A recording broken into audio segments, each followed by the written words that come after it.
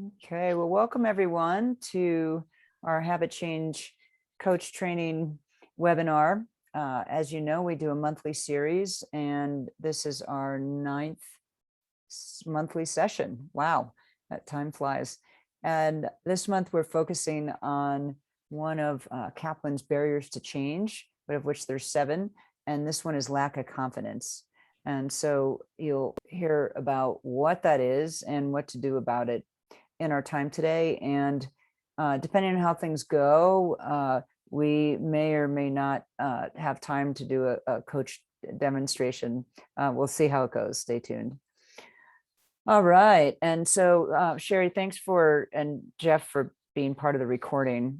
So this can live on. And just a little bit about us before we jump in. So Jeff and I are partners in having created the curriculum for Habit Change Coach Training, which is an accredited program with the International Coach Federation.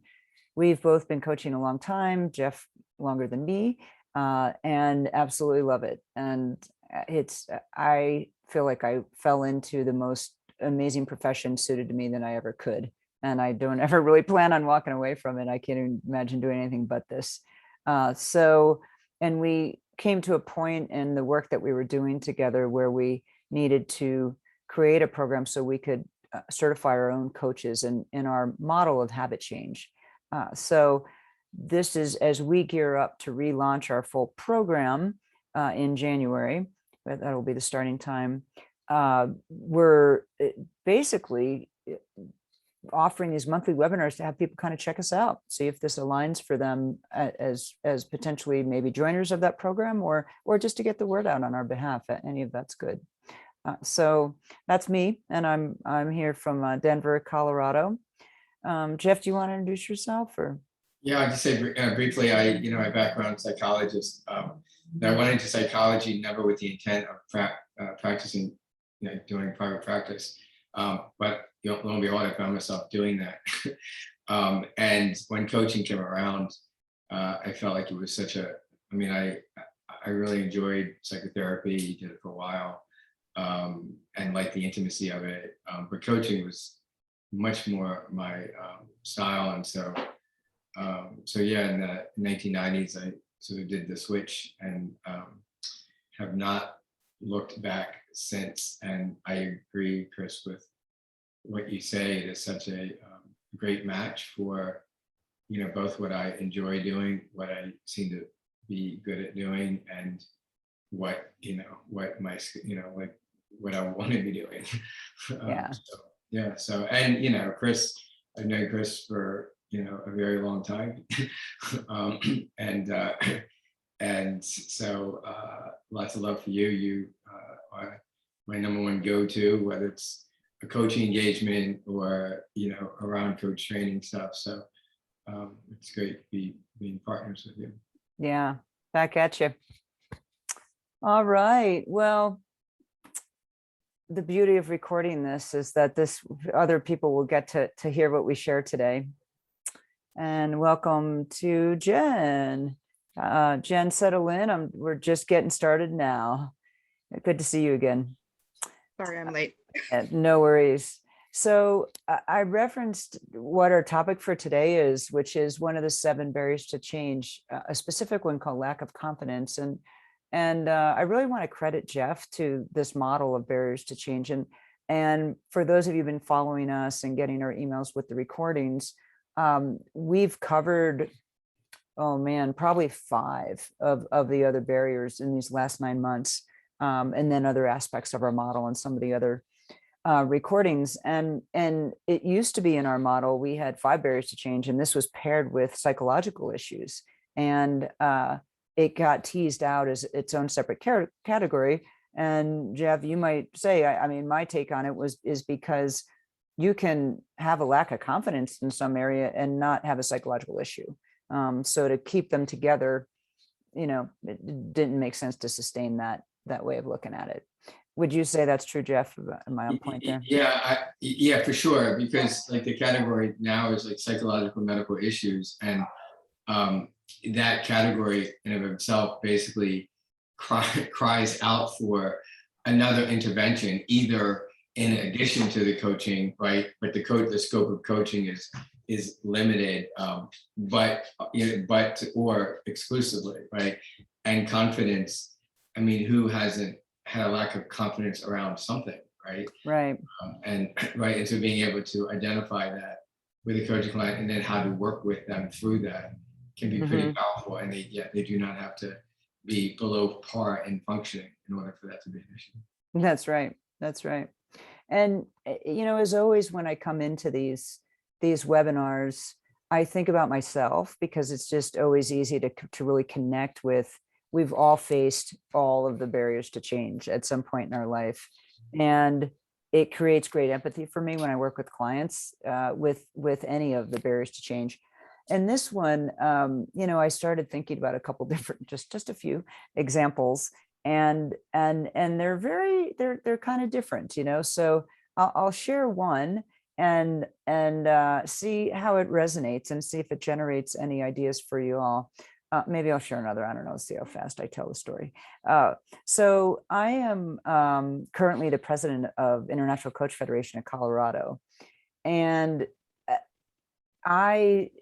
people saw me in that role before I ever saw myself being able to be in that role. It really was a lack of confidence. It was like, what? Who, me? I could be a board director. I'm a leader for sure. I'm a leader in this company, but I am more comfortable in the number 2 position. There's something that feels really confident to me. I like to support somebody in having more of the responsibility somehow, for the end, and being a doer and certainly an executor and so on.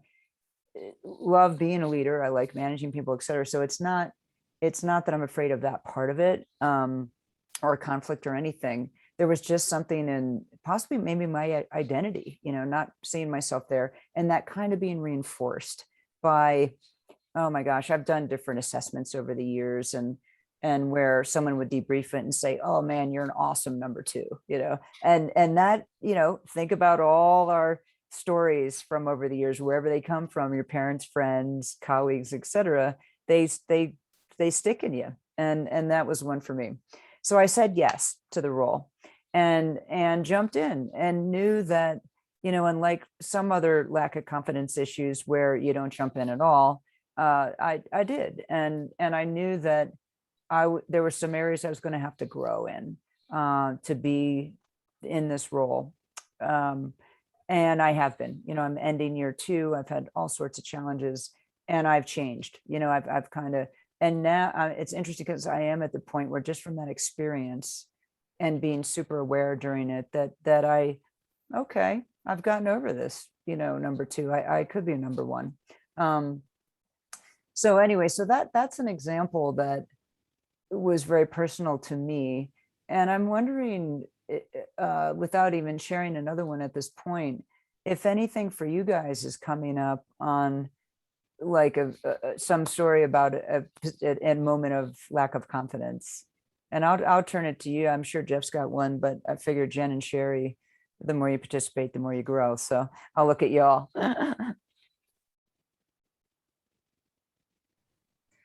I mean, it's funny that you said, you're like comfortable being number 2. And as I'm finishing up my coaching training and getting ready to kind of really start, building a brand and such, I find myself always reverting back to, like, I've always been a really good assistant. I can keep somebody else on task. I can do all this stuff. And I'm like, why can't I do that for myself? Like, I can't, I'm not good enough to do it for myself. I can do it for other people. So it's like this kind of a weird place to have a lack of confidence. It's like, I can do the same exact tasks for someone else, but not myself. Yeah. Yeah. So the lack of confidence isn't around the tasks themselves. It's applying it back to you. Yeah. And I'm hearing something in there that may be a mixture of a couple of our different barriers to change, as often happens, right? So yeah. Well, thanks for sharing that. Anything coming up for you, Sherry? Well, this is interesting. Interesting topic.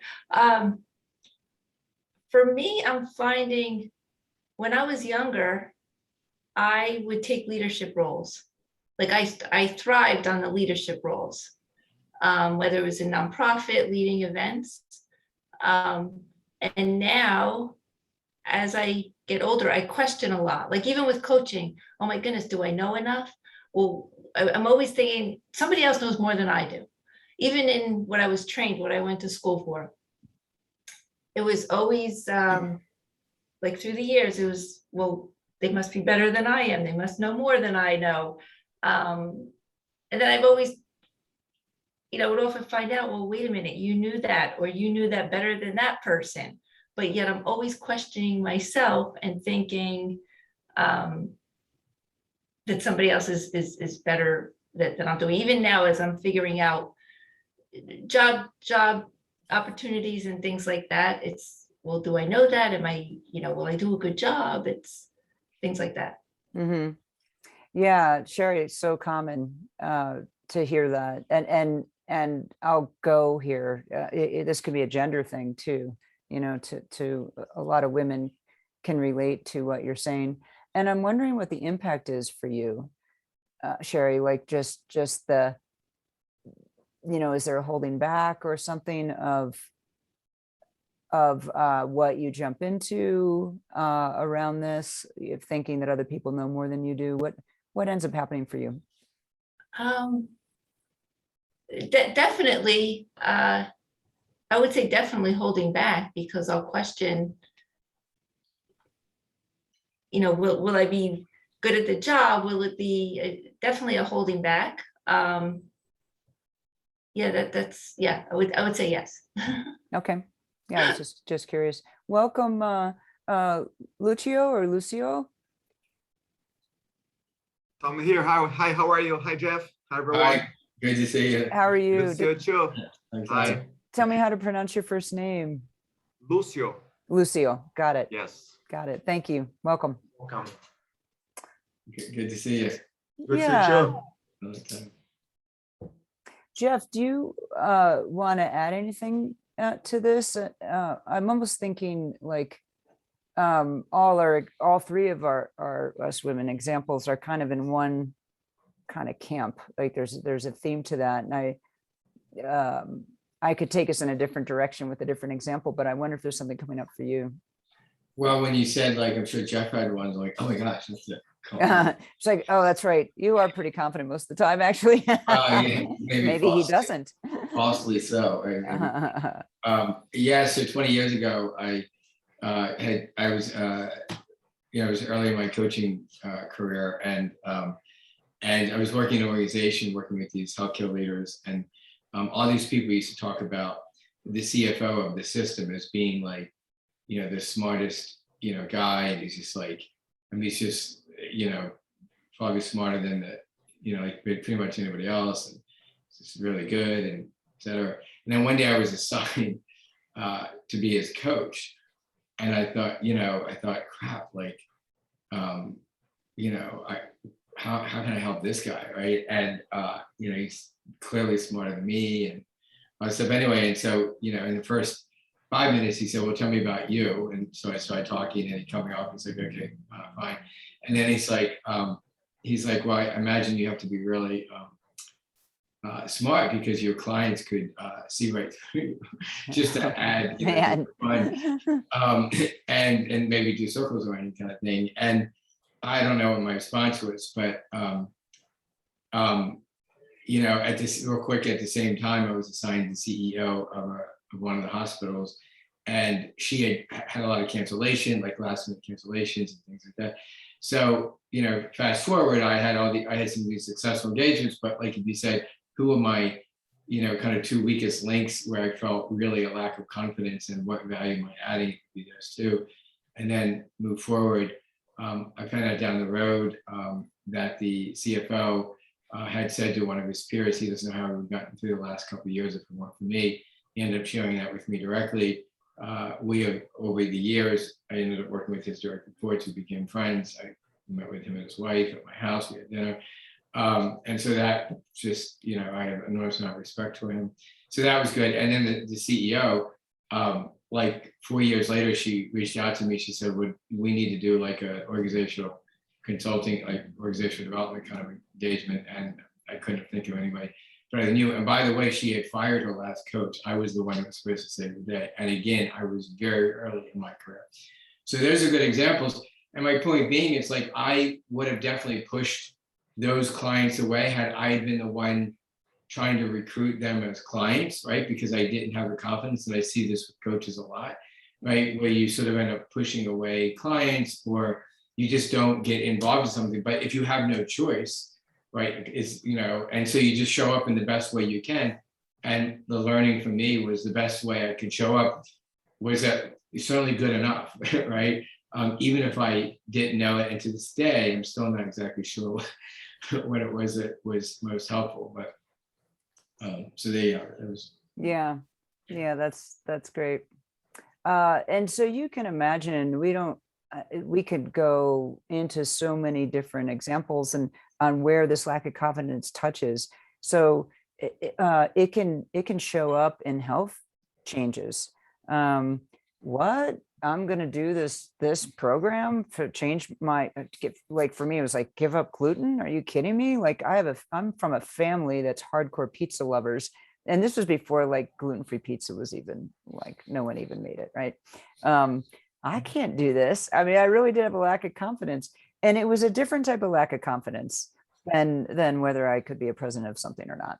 And, you know, lots of back and forth and so on. And we will talk strategies too. Because this barrier just shows up all the time. So anyway, this comes up all the time, and for you, for us, for our clients, for everyone we know, even the most confident people have their moments. And I'll just say one thing too, Jeff and I didn't talk about this, but I do see a difference between like an overall self-esteem and lack of confidence. I see them as a little bit different. I've been confident about, you know, many things, but sometimes don't feel worthy. Like I'll still go forward and act as if and be confident, and people will see me that way. But it doesn't mean like, you know, without doing the work that I always feel great about myself. So just that's just a little subtle distinction. So if you've heard some of our other barriers to change workshops, there's usually a feeling, like a predominant feeling associated with that barrier. And the feeling associated with lack of confidence is fear. Does that make sense to you guys? Yeah. And so there's always different ways of knowing what's going on. One way is, oh my God, I'm feeling scared or fearful. What's going on? Like, oh yeah. Or it's like, I have a lack of confidence, and then you're going into the feeling. So you can use either way, kind of depending, you know, whether you're sort of in your gut or heart or head, to determine any of that. So what works? The good news is that there are absolutely strategies and things that you can do that Jeff and I have been doing for many years, to help ourselves and help others kind of overcome this. And these aren't, I'm going to rattle some off and pause me if you want more detail. They're not in any order. They're just things that we've used over the years that work. So one of the big ones is to create whatever the thing is, to create very small steps to tackle it. And why we do that, and there's another workshop that we did on small steps that you might find interesting, is because a lot of times, you know, take my number 2 as an example. My whole identity was solid on being a number 2.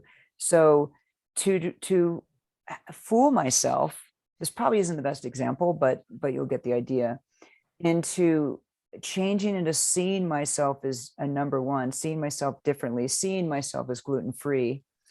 I had to take some small steps around that, because when the steps are so small that you can't fail, you bypass that ego and that sense of the old identity. And before you know it, oh, I am a number 1. Look at me, you know, or, oh, look at that. I've just gone 10 straight days gluten-free. maybe I'm really capable of this after all. So those kind of things. So that's one thing, and that's a big thing. Celebration is so huge. We really don't do that enough as adults, but there is a lot of really research around how powerful celebration is to really lock in the emotion, the positive feeling around little wins, little successes. So don't hesitate to do that. No matter what people are doing around you, like take that celebration. Another one is going back to your why, as we call it.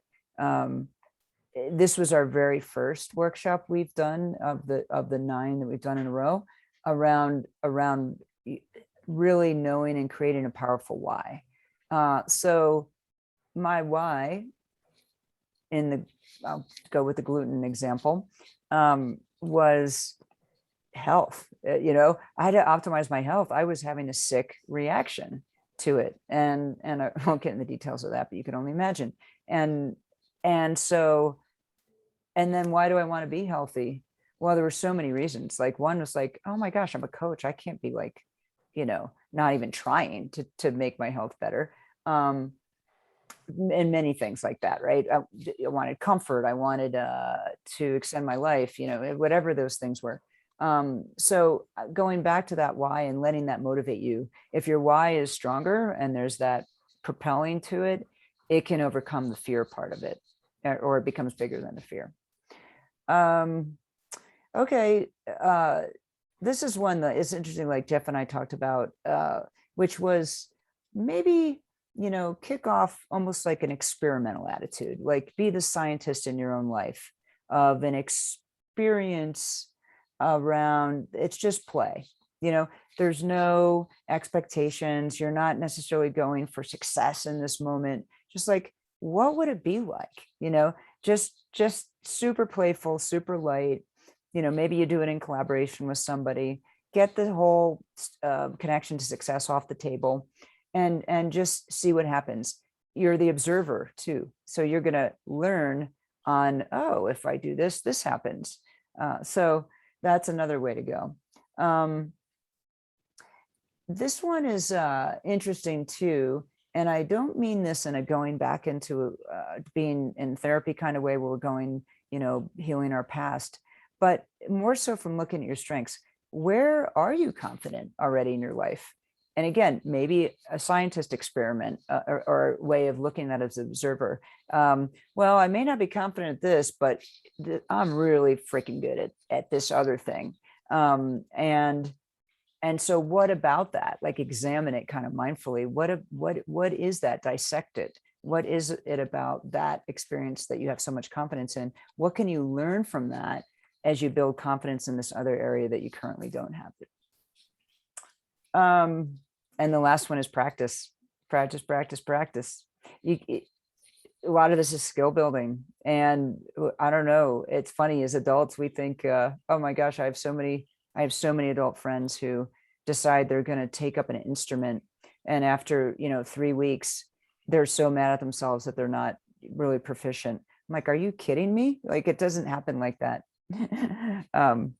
So know that everything that's a skill building thing takes practice. And absolutely, if you know that and you're willing to be patient with it, invest in it and do the work, you absolutely can shift the needle.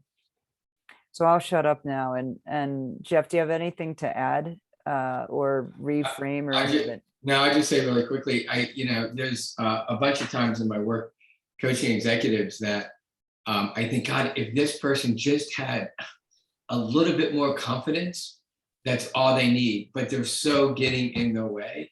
And when I say even, the research shows that even false confidence is people are more effective, which is, unfortunately, a lot of folks that goes into arrogance and then that's got its own problems.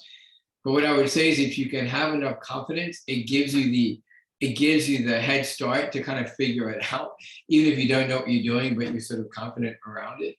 And so there's huge value in being able to just, even if it's borrow, confidence, even if it's sort of not earned, which propels you enough to move forward and to sort of get to learn the skills and the knowledge that you need to. So. Yeah, that's great.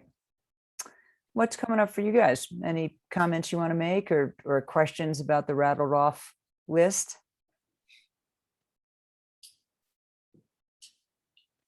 Jen's good. They're itching for a demo. Haha. Sherry, you good? Tracking? I'm good, thank you. I was just taking some notes. Jeff, are you referring to fake it until you make it? Yeah, pretty much. Exactly. And but to feel, how do I put it? It is to fake it till you make it. And it's to go into the space of knowing that you can make it one way or the other, right? Like, I mean, I literally just said earlier this morning at a 10 o'clock call with one of my clients, and he's under an enormous amount of pressure, and then he's just found out he's probably going to lose his number 2 during a huge transition for the organization. I'd sign up, but I'm now number 1, so just kidding. Yeah, and yeah, I know, right? And as we were kind of hanging up, I just, found myself, look, you are incredibly, acknowledging what I know about him. You are incredibly resourceful. You are incredibly adaptable. You're incredibly smart. Like, no matter what, that you will figure this out. And, when Chris and I said that she and I were talking about that, I'll call it the anchoring earlier, like, when were you confident? We were also talking about this and just the importance of having somebody believe in you, even when you're sort of doubting yourself, because that, Sherry, it's not just making it till you're making it, but it's like, there's an energy in the field, like there's a sense of, I can make it, even though like, I don't see how, like, I feel like I can. So yeah. Does that answer your question, or did it just like throw a bunch of dirt on top of the question? No, thank you, Jeff. That did it did acknowledge my question. Thank you. Yeah, great. Yeah, I'm thinking too, I was working with a coach who was already in our ICF chapter before I became president, and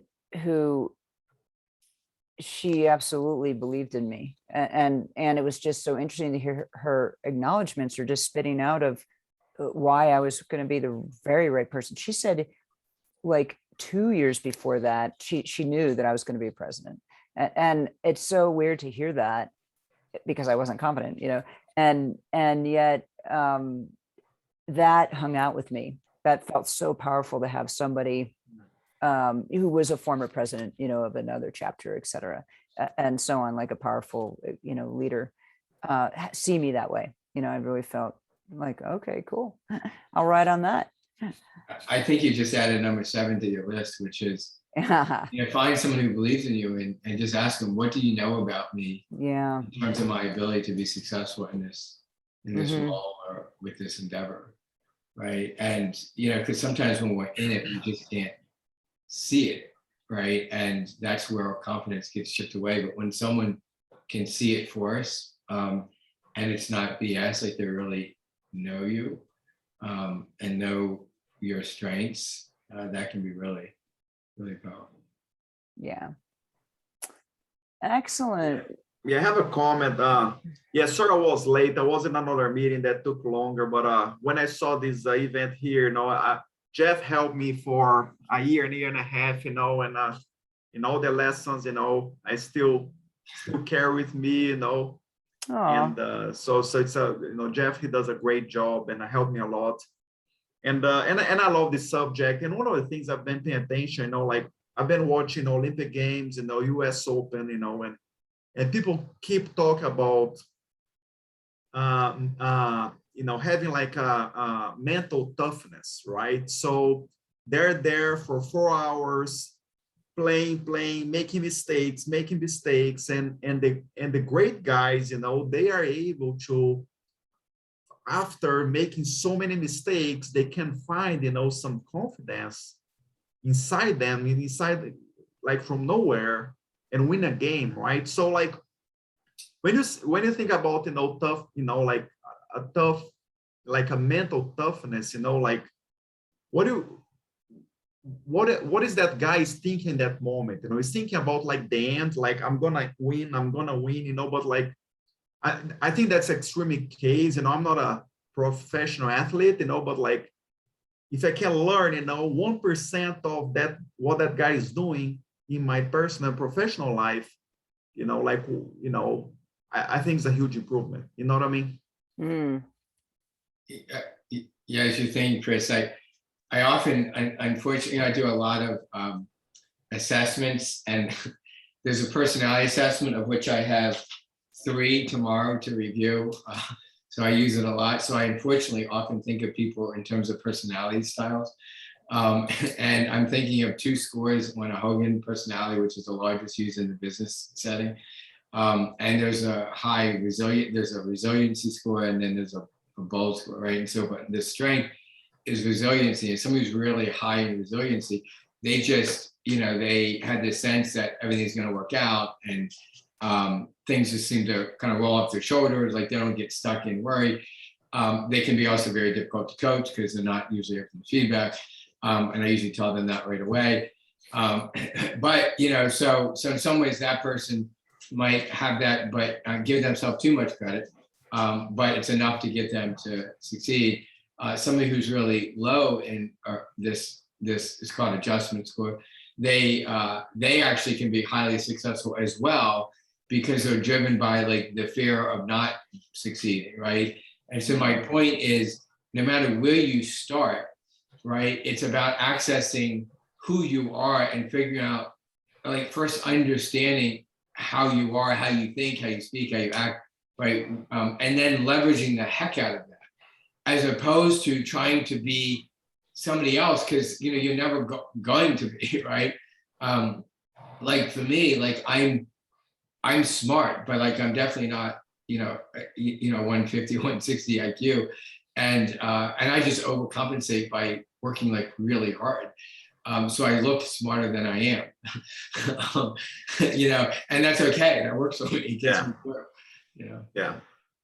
Yeah, Lucio, and what I want to add to that, I'm thinking about that top tier professional athlete and what goes into that combination of probably some gifts that they have very naturally, that is combined with a passion for it. They don't hate what they do, so they stuck with it to leverage it. But also, I'll go back to practice.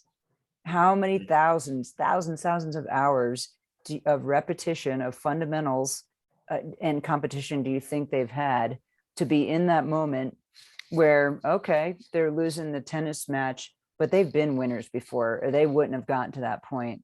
And so that confidence is there because they can also visualize what it's like to win, to tap into those inner reserves, to, you know, because it's all completely aligned from them and has been practiced over so much period of time. That just comes up for me too. Yeah. But there's so much to learn. I love following those top performers for that reason. You know, how do they do it? You know, what are their habits, you know, of high performing people? That's a place where I geek out completely. And if you email me, I can send you a bunch of resources on, if that interests you, I could send you off in a couple directions around that. No, and that's great, you know, because, you know, many of the athletes, you know, like, you know, 10 years ago, they were totally different athletes, right? They were the kind of guys, you know, like, you know, they kind of fought and they threw the racket away, you know, but like they created this mental toughness through practice, like you mentioned, right? Getting better every day. And good coaching. They all have coaches. They all have coaches. Yes. Thank you. Right. Right. You know, exactly. And again, it's somebody who's going to challenge them, who's going to support them, who can point out the obvious when they're not seeing it. Right. You know, and it's there for them. Right. And it goes back to why we do what we do. I mean, it's such an amazing gift to be able to be in someone's journey. You know, their coaches are not better athletes than them. They're less well, right? Yeah, usually, yeah. They have another gift, right? It's how to get the best out of them. Yeah. No, that's great. It's true. Some of the most brilliant minds in coaching, they're not all ex-players, you know, or they're not all ex-elite players. You gotta have some sense of the sport you're coaching, of course. Yeah, so great. I like where you just took that, Lucio. So we have about 20 minutes left before we close out, and we always like to do just a short little coaching demo that's themed loosely around the topic that we have for today. And so I'll invite either any of you three. Jen, I know I've coached you before, and I'm not afraid to go back to it if it turns out to be you. But Sherry and kind of Sherry, probably it's going to depend too. You'd have to know that you can be here for, I don't know, like 10, 15 minutes. Or Lucio, it doesn't matter to me. And does anyone have like a, kind of a finite little coaching challenge around this topic of confidence that they want to get some support from me in a pretty short call? Lucia, you're always good at stepping up. Why not? Why not? Jeff doesn't want to play the waiting game. He's calling on you. I'm willing to sit it out. I'm going to volunteer. Volunteer. You coached by Chris, Lucia? Yeah, I mean, like this is, I even, work with Jeff, I always have this, like I'm not the smartest guy in the room, but like I put the hard work, to succeed, but of course, at certain points, I mean, originally I'm from Brazil, and, I carry this with me. I've been in the United States for 10 years, right? So when we are sitting with people that, you tend to always believe is better than you, it's really hard, and like, okay, like how to, how I'm going to survive in this group of people with all these skills, and how, and at certain point it's hard, right? You need to make a presentation with, people that that is much smarter than you, and it's always like, trying to remind myself, no, I need to put the work there, and keep trying, practicing, right? Yeah. Lucio, is this an acknowledgement that you've kind of started the coaching topic and you're ready to go? Oh, yeah, sure. Yes. Yeah. Okay. I'm just double checking. I'm sorry. Yes. I don't want to have it be an accident that I just start coaching you. Yeah. Well, I can see how you and Jeff were a good match because his story really kind of parallels what you were saying. And so in our short session, I don't know if you know this or we need to fish around a little bit. Like, what do you want to be able to walk away with?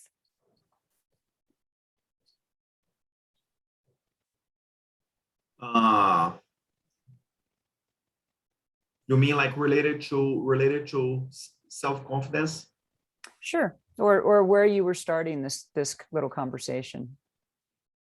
No, I think, something that I know that one of my weaknesses, I think self-esteem, and I think you mentioned that self-esteem is kind of related or is different than confidence, and I think, that's something I've been working on me, like that's something I have to improve is self-esteem, to improve my confidence. Okay. Yeah. What would you say? Could you describe your self-esteem now in this moment? No, I think, in this moment, I think I've been doing a lot of work, and I think it's fairly good, self-esteem, I believe. Okay. So it sounds like it's a certain application or certain setting or something of where your self-esteem doesn't feel as high as you want it to be. Is that what you're saying? Yes. Yeah. Okay. So you're calling that out and in connection with confidence. And I'm also hearing from you, Lucio, just how hard that you're working, that you are in action, you are taking this on and quote, practicing. Is that accurate? Would you describe yourself that way? Yeah. Yes. I think, my main thing is like always have like that monkey on the shoulder saying, right? It's like, hey, you should have done, you do all the work, but you should have done like this, you should have done like that. Why you did this so late, so it's always that, those questions, Mm-hmm. In coaching, we sometimes call that the inner critic or the gremlin, and everyone has it, right? That monkey on the shoulder, like you're talking about, that's criticizing and trying to keep you from moving forward. So just to get a little bit more clear, I think it'll just help us focus a little bit in our time. What is the sense for you of what you want to really take away from this conversation? What do you have? What do you want to have, like change, shift, etc.? Oh, I think, you always need to improve in life, right? So what, how we can, like Jeff said, like sometimes, like all this person needs is some confidence, right? So he has already all the skills. So, it's like, okay, am I missing something? Like should be more confident, should be more, sometimes, I don't want to say aggressive, but like how to make the most of myself, Mm-hmm. And when you ask yourself that question, what's your thoughts about that right now?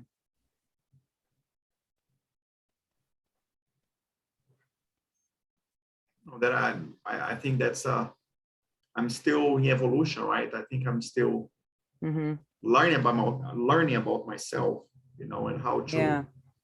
I think that, yeah. I love that, what you just said there. It's evolution. You're learning about yourself. So you're on this path already, is what I'm hearing. And it doesn't mean it's easy, and it doesn't mean you feel good every day. But you are, I want to not call that out, as you are on this path. Yeah. I'm wondering, sometimes it's easier to have almost like a concrete example of where this is showing up. I'm sure you have something rolling around in your mind that you could share that might be a little easier to work with than the general sort of esoteric, I just want to be more confident. Yeah, like for example, if my boss, sent an email, right? And this email is not like, when you read the email, we read with our perspective, right? And sometimes, like, I read the email and they say like, shoot, like, did he meant this? Did he mean that? Like, and then, that keep, like my head, like, okay, how to reply this, these things, kind of keep rethinking, like, and I think, it's kind of it's a lack of confidence, when this happened, right? Mm-hmm. Mm-hmm. And so you get this email. This is from your boss, is what you're talking about? Like an example, yeah. Sure, it's great. We can stick with this. And you read it, and are you wondering what he really means, or are you just kind of taking the stick of, the side of, oh, I'm getting criticized right now? Is there anything like that happening? Yes. Mm-hmm. And what do you want to be different about that? Email comes from your boss. What happens next? Yeah, I think, that's a common, that's a very common, you mentioned about critique, I think, one of my fears, I think, is being criticized in public. It's like, if you criticize, like in front of others, criticize in a mail chain, like sometimes I have a hard time how to deal with this. Yeah. And not being defensive, right? I understand that I should listen to that, and I should kind of like not be defensive, but in the heat of the moment, it's really hard, right? Mm-hmm. Well, that's great self-awareness, that that type of that kind of public critical feedback, it does not work for you. You're clear on that. And so is this a separate thread potentially for us, how to be with or make requests, around public criticism, or because you were mentioning your boss's emails. I wasn't sure if they were private to you and that Yeah, no, triggered a yeah. response, or you know what I mean? I guess, yeah, I guess this is two different things, right? But like there's a mail and you know, this, you know, have other people copied, right? And depending, Yeah. you know, if that's like a negative subject, right? So what, you know, it's kind of a,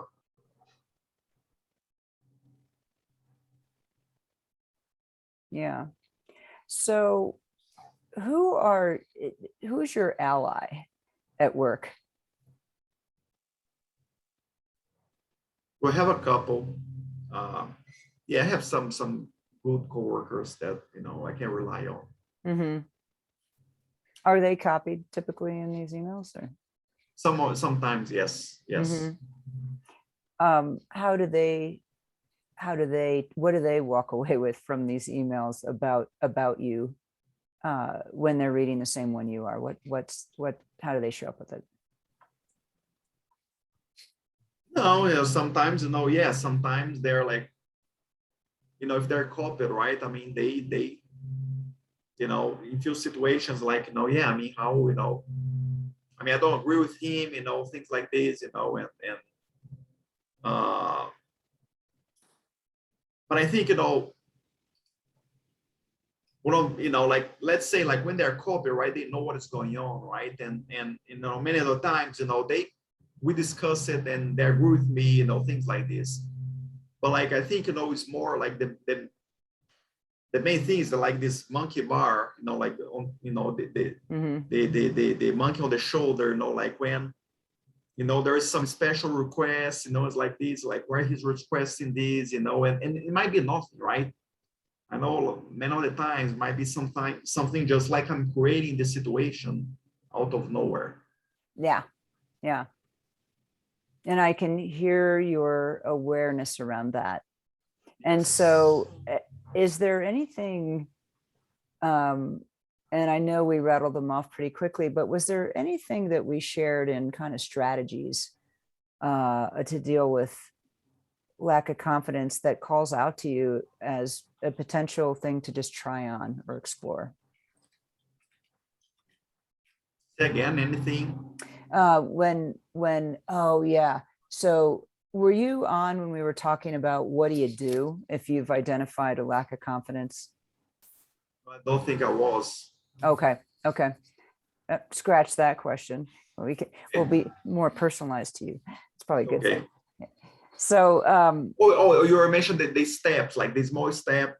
sure, yeah, things like that. Yeah.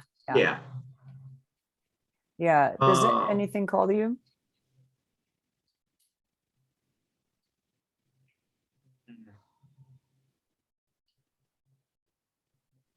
What was like, I know the first one was small steps. What was the others? Practice. Practice, yes. And having kind of an experiment to try something out. We talked a little bit about having someone that really believes in you. Yeah, I think that's what, you know, having the ally, right? And maybe using the ally, you know, to discuss, you know, and right, see their thoughts and having some advice, right? Some coach, not coach in this case, but some mentorship, right? Right. And I'm wondering if that might be a path that we go down. Like if you had said that your peers were on these emails and completely agreeing with your boss, you know, or say, oh, dude, you are in trouble. Like the way that he wrote that, I wouldn't want to be you, but they're not saying that. It sounds like they're pretty supportive of you, which just confirms what you're saying. It's that monkey inner critic on the shoulder who's getting in your head. So if we think about how these relationships with your ally peers could be useful to you, what comes to mind?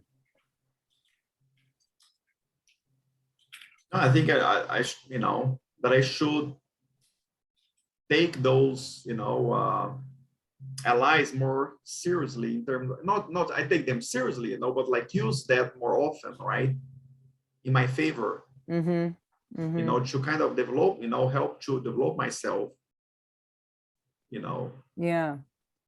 And I know that we could be spending so much more time on this, and I'm very aware of time right now.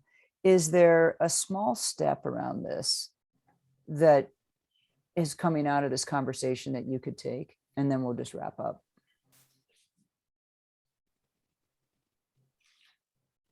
I think a small step is, be aware of those allies, those are things I can account for. And believe in myself as well, right? Yeah. Yeah. It's where do you put it's what evidence do you want to look at, right? Yeah. Do you want to look at the allies and the peer evidence?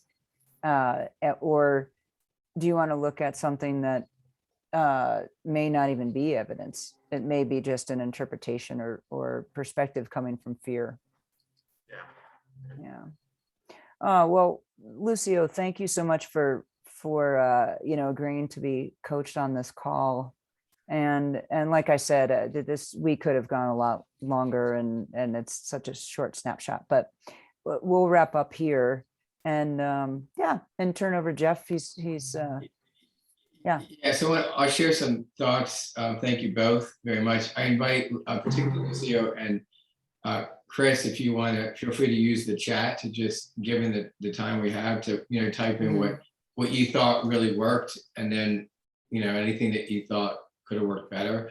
And I invite Sherry and Jen to just type in any thoughts you have about the process. A couple of things I want to point out. One of the things that Chris did extremely well is she didn't do the work of the client, right? She hung out in that, we went into it ambiguous. First of all, I voluntold Lucio, right? And then he responded, and then it's like, wait, are we coaching? And then it's like, well, what do you want to get out of it, right? So I just thought you handled that well. Also being really comfortable in the space, just allowing space to kind of see what was going to be there. Another key one was not doing the work of the client, right? So when you ask that question, what thoughts do you have about it, right? So we are oftentimes, particularly if it's unclear what the direction is at the beginning, an early coach might have a tendency to want to try to problem solve or like drive it to some direction. And Chris did not do that. Like Lucio was able to own it.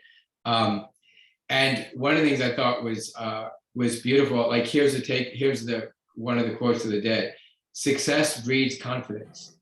Confidence is a really difficult thing to coach around because it's an internal experience. But where this landed was looking at external behavior, right? So looking for external validation, like from the folks that are on the email chain, making changes, right? And then over time, that's where the confidence gets built. And then so the external builds the internal.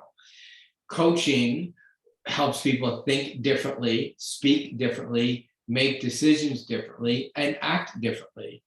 And at the end, this hit two areas. It hit acting differently, right? So the more Lucio acts differently, gets external validation, over time becomes more confident.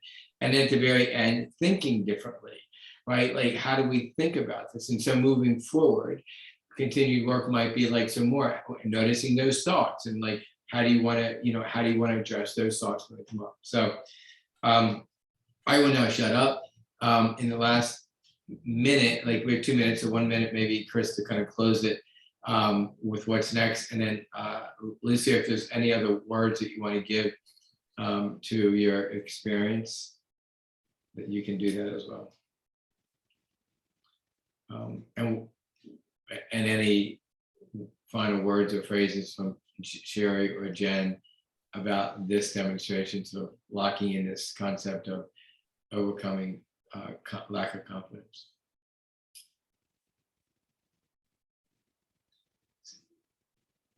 So it's me or Chris? You do you have a word or a phrase really quickly? We're kind of at time, but just that you would say about your experience. About the coaching experience? Yeah, like what worked, like what was helpful. No, I think it's important because I think the coach is not somebody that tell you what to do, right? The coach guide yourself how to find the answer, right? So you kind of like develop this mechanism by yourself, and I think it's much easier to stick, right? Because I can tell you what to do, you know, it works for me, but I'm not sure it works for you, right? So I think the coach is really important to, you know, kind of help the person figure out, you know, like a, you know, a plan, you know, for herself or himself, right? Yeah, absolutely. I see it over and over again that generally speaking, if I were to feed you solutions, they probably wouldn't resonate. And you may yes me and say, oh yeah, that's a great idea, just depending on how like much you would want to please or not.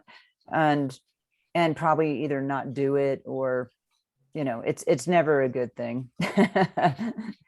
So yeah, thank you. And Jen and Sherry, thanks for being here today. We are, you know, going to wrap up now, and there's been some nice, really conversation in the chat as well.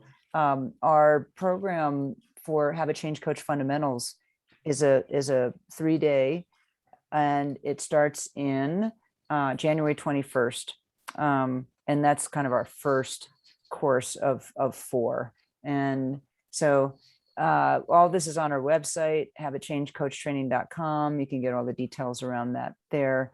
If you're interested, we can talk about it. It's by application only, and there's an application on the, you know, on the website.